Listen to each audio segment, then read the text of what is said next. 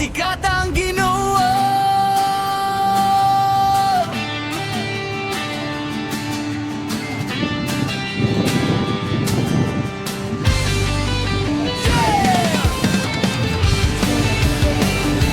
Dili ako, dili ikaw, sige nung lang ipasikat. Ipasikat ang Ginoo. Dili ang ngalan nako sa tanang buhat ug tingog. Siya ra gyud ang sentro. Ipasikat ang Ginoo sa tanang gabi. Kayang tanang hinaya iya ra gyud. Walay labot ni bisan kinsa.